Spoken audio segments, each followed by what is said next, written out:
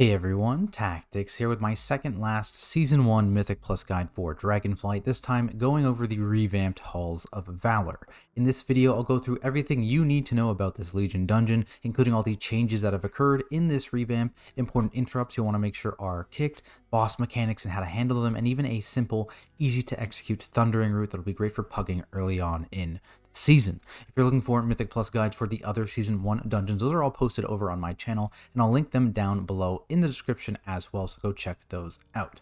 I'll also be posting a ton of other dungeon-related content, such as advanced routing guides and high-key walkthroughs from a tank's perspective, so if that sounds like stuff you'd like to see, make sure you subscribe and turn on notifications so you don't miss out.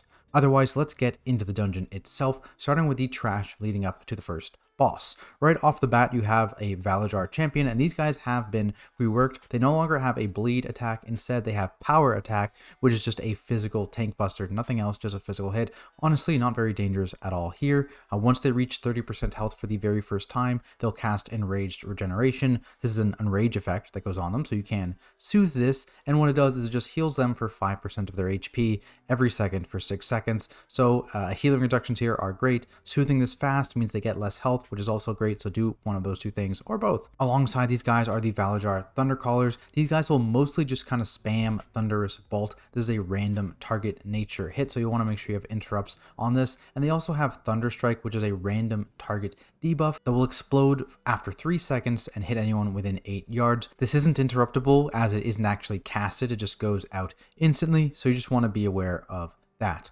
Finally, there is a Storm Drake in this area and also later on in the dungeon. These guys have Lightning Breath. This is a tank frontal attack that will follow the tank, so you want to make sure your tank is away from the rest of your group, and they don't need to bother trying to avoid it because it's unavoidable by them.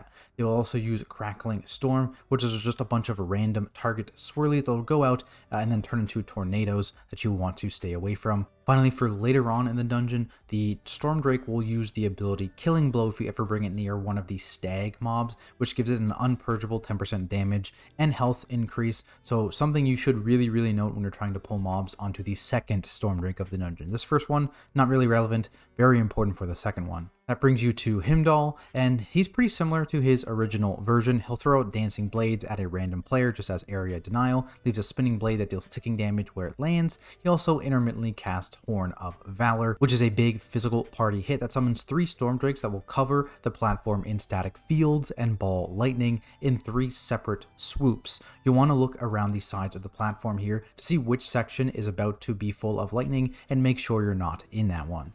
Note that once a section has been hit once, it won't be hit again in that series of 3 bombing runs, so those are always safe places to move to once that initial static field disappears. Aside from that, he'll use Bloodletting Sweep on the tank, which is just a physical hit that has an 8-second bleed. Note that this is now a single target hit on the tank. It no longer cleaves in a frontal cone, so you don't need to worry about that potentially cleaving down your melee DPS. From here, you've got a bunch more VALOR adds. You've got the Rune Carvers. These guys have 2 casted abilities. Shattered Rune, which is not interruptible but is stoppable. This is just a random target shadow hit. And then Etch, which is interruptible and something you will probably want to kick, which is a random target channel that deals a bunch of shadow damage. This one's pretty heavy hitting as well, so make sure you're kicking or even stopping that as well. The Shield Maidens in this area just have 2 tank related abilities. They have Mortal Hue, which is a frontal on the tank that will follow the tank so they can avoid it, and that puts a stacking 20% healing reduction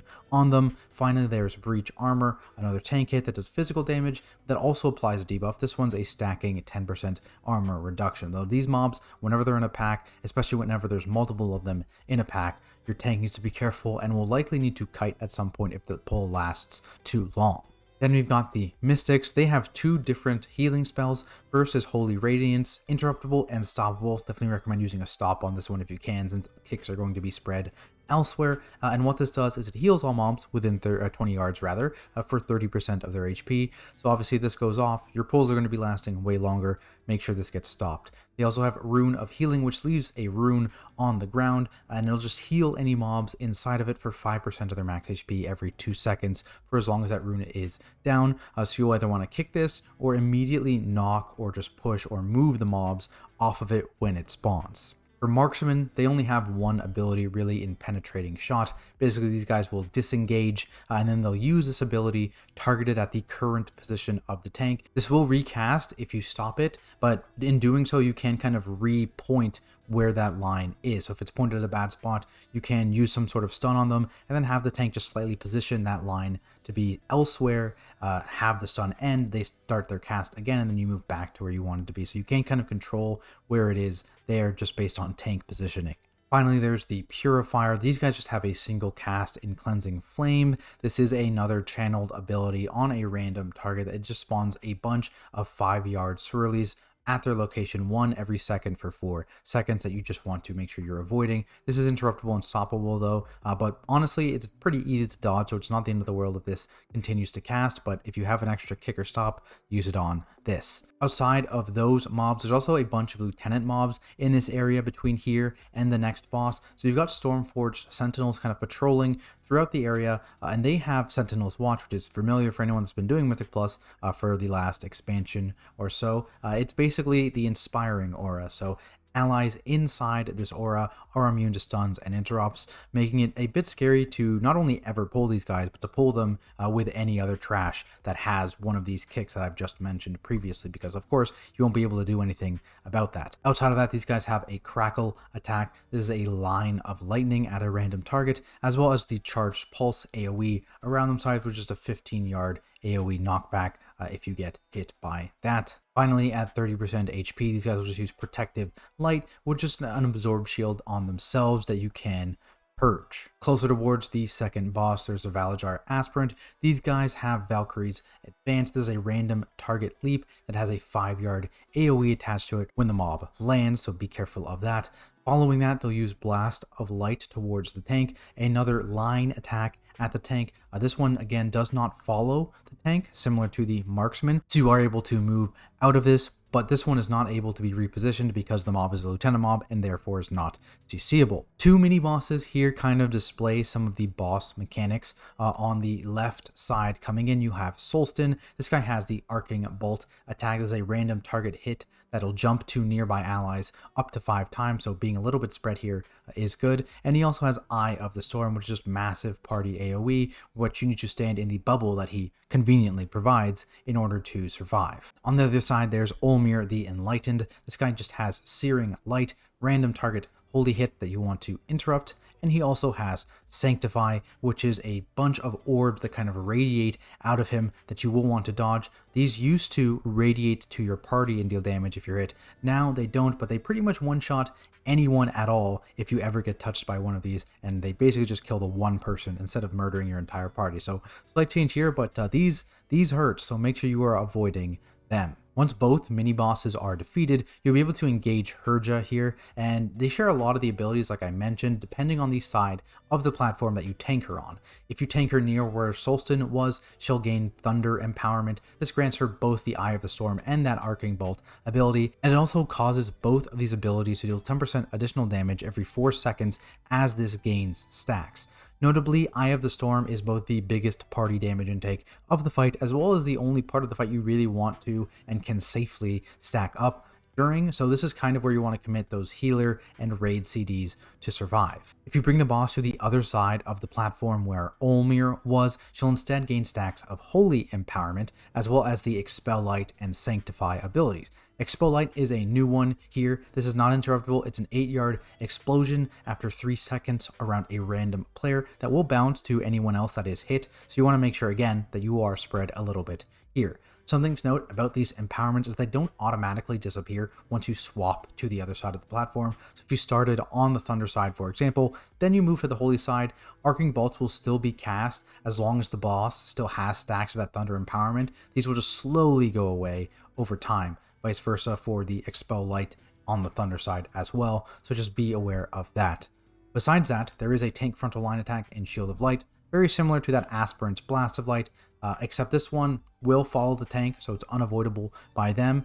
We actually use this a lot to kind of assist with boss movement, as it does has a pretty large knockback attached to it, so you can use it to get from side to side, and the timing really does help with that as well, because it usually comes out shortly after either the Eye of the Storm or the Sanctify cast, so the boss never gets to super high empowerment stacks if you use it in this way. From there you can go to the beast side of the dungeon, and this is where those stags come into play. As I mentioned here, you'll be forced to fight off against another storm drake right as you come through the doors here, and if you move him too far, he'll run into some stags, and if he ever gets close enough to a stag, he'll eat it and get that stacking damage and healing buff, so be careful there. In terms of what the stags do, if you're pulling them separately, they just have bucking charge, which is a frontal line at the tank that does not follow them, so yet again can be avoided, and they have frantic gore, which is a physical hit with a bleed.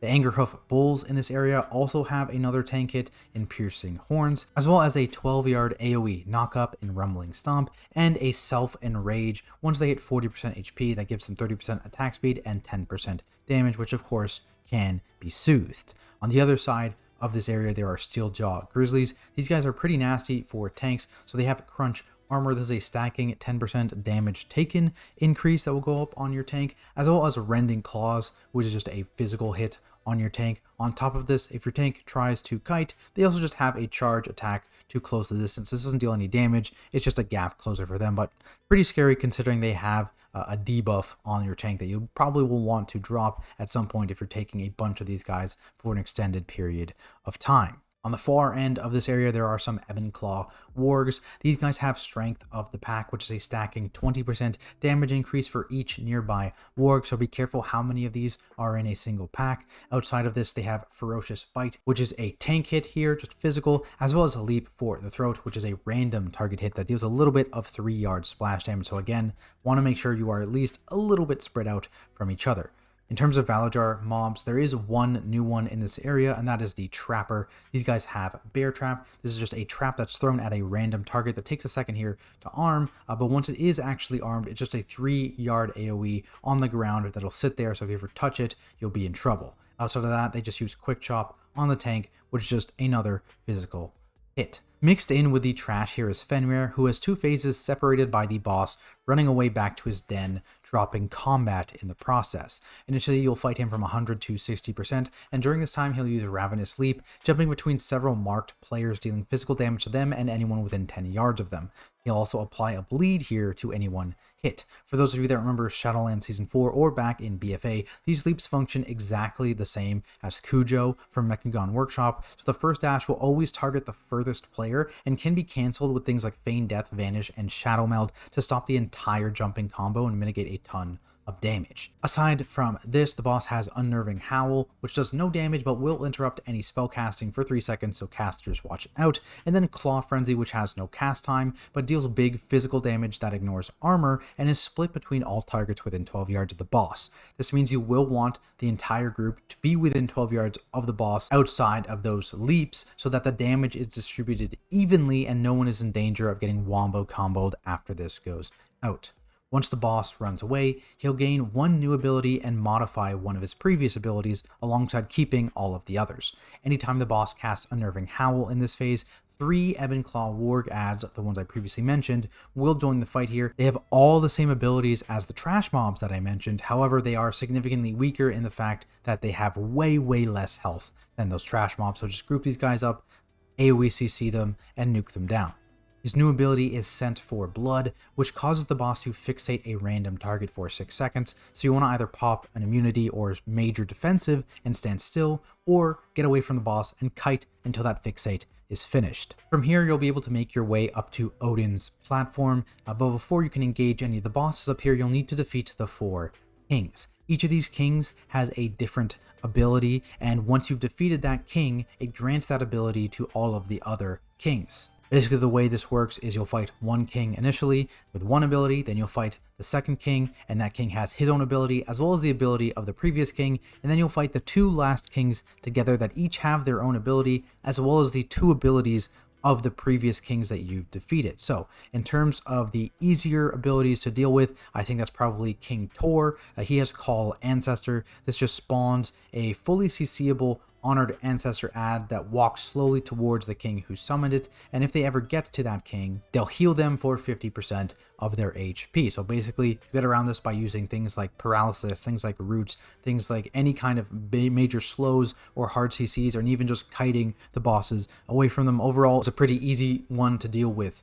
First, there's also King Ranulf. This guy has Unruly Yell, which is just an interruptible ability. It's a 60-yard party hit that also interrupts, and you can interrupt this as well, so it becomes a non-factor there. You just need to have the kicks assigned to it. In terms of the other two kings that you'll deal with last, they'll each have these Call Ancestor and Unruly Yell abilities, assuming you've killed King Tor and King Ranulf first. And so Bjorn will have the Wicked Dagger ability. This is a random target physical hit that also has a 50% healing reduction, so a bit scary there. And Haldor has the Sever ability, which is just a tank physical hit that applies a 20% damage taken increase. So that's kind of why you save these two guys for last, because these abilities are significantly scarier than an interruptible thing that does nothing otherwise, and an ad that you can just CC or kite from. After you've killed the 4 kings, you'll have to face off against God King Skovald. Right away, you'll see the Aegis of Agrimar fall into the ground, and whoever picks this up will gain an extra action button that creates a frontal shield for 12 seconds. This is very important as it's the only way to survive when the boss casts Ragnarok, which deals ramping fire damage over 9 seconds and is basically unhealable on mid-level keys and up. When this starts casting, have whoever is your Aegis holder use their extra action button and make sure the entire group gets behind them so that they're safe from this ability. We had the tank do this just because they're always in melee, and being in melee range when using this is pretty important, specifically because it allows both your tank and any melee DPS to still hit the boss while also being safe from this damage ability. After Ragnarok finishes, the shield will fall to the ground and Skovald will claim it for himself. He creates his own frontal shield here for 9 seconds and spawns several Flames of Woe ads. These just fixate random players and leave puddles where they walk in the process. Again, these mobs are fully CCable and have relatively low HP, so just use things like stuns and slows to AoE them down quickly, just so that fire puddles don't spread across the entire room. Between these two channels, the boss will use abilities like Fellblaze Rush, which just goes on a random player. It dashes their location and deals fire damage and applies a fire dot to anyone within 6 yards of the impact. He also just has a tank hit in Savage Blade. Pretty simple here, just a large physical hit. Once you've defeated Skovald, Odyn himself will jump down and you'll be able to begin the last boss fight. Note that while Odyn has a ton of HP, this fight only lasts from 100 to 80%, so it's not as long as it would appear, though unfortunately you do get no execute value. Throughout this boss fight, spears of light will fall down from the sky, dealing heavy damage if they land within 8 yards of you, and they'll also shoot out 3 glowing fragments that you have to dodge. They'll deal holy damage and stun you for 3 seconds if you do get hit. Aside from dodging, Stormforged Obliterators will occasionally get spawned, and these guys will just spam cast Surge, which is a party-wide nature damage hit that also reduces its own cast time on each successful cast, so if you start missing kicks or stops on this ability here, it can get out of hand very quickly. Luckily, these guys are also fully CCable, so if you run out of kicks or players in range even, you can always resort to things like stuns and knockbacks. Shortly after an Obliterator is spawned, Odyn will use Radiant Tempest, which grips everyone to him and then deals lethal holy damage to anyone within 30 yards of him after 7 seconds. The timer to get out of this AoE is pretty tight, so saving speed boost for this is very, very useful. I recommend keeping Odyn a decent distance from the Obliterator initial spawn point so that it only requires one kind of drive-by interrupt in order to get that ad out of the AoE so that both melee have something to hit both to and from the boss, and also just it's easier to make sure that someone is able to kick or stop all those surge casts. After this AoE, Odyn will use Shatter Spears, which destroy all of the currently active Spears of Light, turning each of them into 5 glowing fragments, so a bit of bullet hell here for you to avoid. Aside from that, occasionally he will mark all players with one of the 5 runes shown around the inner circle for 12 seconds. During that time, if you run onto your corresponding rune, you'll become branded, gaining 50% damage and healing buff, as well as a 25% move speed buff for 30 seconds. So ideally you want to pop cooldowns when you get this buff. Note that this 12-second runic brand debuff also has a very nasty dot attached to it, so you either want to clear relatively quickly or pop a defensive to deal with that high damage intake. That's it for the abilities in this dungeon. So let's move on to the route here, and which I'll be walking you through in MDT. I'll post a link to this also down in the description below if you want to import it for your own use. Right off the bat here, you pull these two champions right on top of this pack here. Honestly, in a lot of keys, you'll probably see them triple pull this and Bloodlust, but for an initial simple pug route, let's back up a little bit. Let's calm down. If you ever want to do that, you can, because there is only 2 kicks in the Thundercallers here for you to manage in this entire set of pulls if you triple pull. But to slow things down, let's do single pull, and that brings you to the first boss here. Moving along here, your main goal is to just avoid this sentinel. This left pack is easier to deal with, again, because it's 2 champions and a mystic, so much less kicks to keep track of, much less party damage going out. But if this guy has a really annoying pat and he's like moving towards this pack when you're done the boss, you can always do this 3 pack instead. They both give the same amount of count, so either works here as long as you're only going along one of them and you're not killing this sentinel, because really this route kind of avoids as many of these sentinels as we possibly can, because they're just very bulky. They have a lot of HP. That inspiring aura is super annoying, and they just in general take a while to kill, especially if you're a melee heavy comp, because on top of that they have that AoE around them as well, which you have to run out of, reduces your uptime. They're just annoying, so we try and avoid them as much as we can. You've got a 4 pack here. Again, if you move to the left here, this is a pack that you could combine, because you only have 1 set of kicks here and you're only adding 2 more sets of kicks here with the rune cover and another mystic. So if you're able to do that, this is a pretty easy combined pull here. Then I have a little bit of an LOS pull here. Just tap both of these guys over here and LOS around the wall here, because there's a couple marksmans in this pack here that won't come otherwise, as well as casters. Don't worry about the mystic here. He'll probably try and cast heals as he's running in. Everything is already going to be full health, so it's not really a big deal. Just let them cast as they run in, have everyone else LOS over here. Be aware of this pat again, because we're trying to avoid him. He pats along this entire hallway here, as you can see. So just tag these guys, run back around this corner, kill them over here, and then you can make your way towards the second boss. This way, pull these groups together. If you stand in this corner here or towards this door, this guy will not, his stops a little bit early, so he won't aggro to you, but everyone just needs to be aware of that. Backing into him into this pull is probably going to be a bad time, so try not to do that. Moving through here, just a bunch of shield maidens onto a purifier. Tanks will likely need to kite at some point in this pack if it doesn't die fast enough, so just be aware of that. Make sure you have an exit strategy, because you will like some sort of knockback, some sort of AoE stun just to get out, and so no one else gets frontaled, because of course there are 4 frontals in this pack, so everyone needs to be well aware of when their tank needs to move.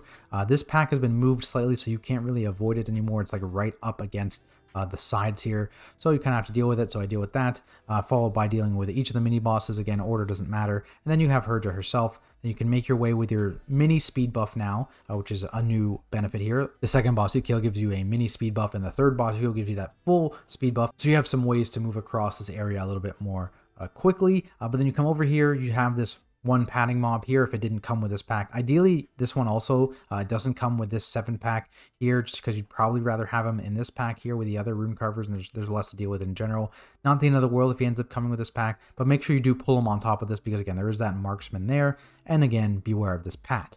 You then move into the beast area here, and I pulled the Stormdrake along with 3 bulls here, because imagine doing a single target pull. This is another mob that was moved. You are forced to play this mob now because it's blocking your way. Be careful though, someone else that's not your tank will likely have to group these guys up and just tag them to bring them in, because you never want the Stormdrake to run over stags. Like I mentioned, they'll get a 10% health and damage buff, stacking each time, not purgeable, not dispellable in any way. So you never want to move him towards the stags. So if the stags are blocking your way from grabbing 3, specifically 3 bulls, get someone else to group these up for you, or do them separately. Either works. You have a little 4 pack here of 2 trappers, 2 marksmen before the 100 to 60% phase of the boss. Then you run down this way. Got a couple wolf pack. These guys will have 4 stacks of that damage buff, so be careful. They'll do a ton of tank damage in particular. Have a light spread if you can to avoid that 3-yard cleave. Otherwise, tanks ready to pop big defensives for this pull. And then you've got the 60 to 0% phase on this boss, as well as plenty of room in this area here that you cleared from the trash in order to play the boss with, as well as down in his cave as well. And you get the big speed buff. You can run around. Water walking is good for speed here, because you can get right across. So Death Knight Shamans, nice little boost here in terms of time. You save a few seconds to run across this river all the way back up. And what we actually do here is, now that this door becomes open is we tag both these sentinels and run straight up the bridge here. They will come up to you here, and what you do then is you then play King Tor. Now King Tor is the guy that summons those ads. That's what he does, that you just want to either hard CC or stay away from. Notably, the aura from these guys won't really interfere with that too much because they spawn a decent distance from the king himself and slowly move towards him. So if you have CC assigned, Shackle is a great thing because I believe they are undead as well. You can just easily have control of these while also cleaving down in 3 targets instead of 1 or even 2. Playing Ranulf with these guys is obviously bad news because he has that interrupt, and that interrupt is always going to go off because he's always going to be near those guys. Meanwhile, being able to CC the ad, totally doable. So that's why I recommend pulling those 2 guys up, playing them with Tor, and once Tor is dead, play Ranulf with the interrupt, and then once they're both dead, these guys will both be playable together. And again, they each have an interrupt. They will each spawn an ad, and one of them does the Wicked Dagger, one of them does the Sever hit on the tank. And from there, it's just Skovald immediately into Odyn. So there we have it, guys. My full Halls of Valor Mythic Plus guide for Dragonflight Season 1. Hopefully you learned something here, and if you did, be sure to hit that subscribe button. It really does help. Remember, I have videos just like this one over on my channel, and I'll be posting a ton of other useful Mythic Plus videos, including advanced routing guides and high key walkthroughs from a tank's perspective, so make sure you watch out for those. If you have any questions at all, feel free to drop those down in the comments below or come stop by my Twitch channel @Tactics and ask me there. Otherwise, thanks everyone so much for watching, and I'll see you in the next video.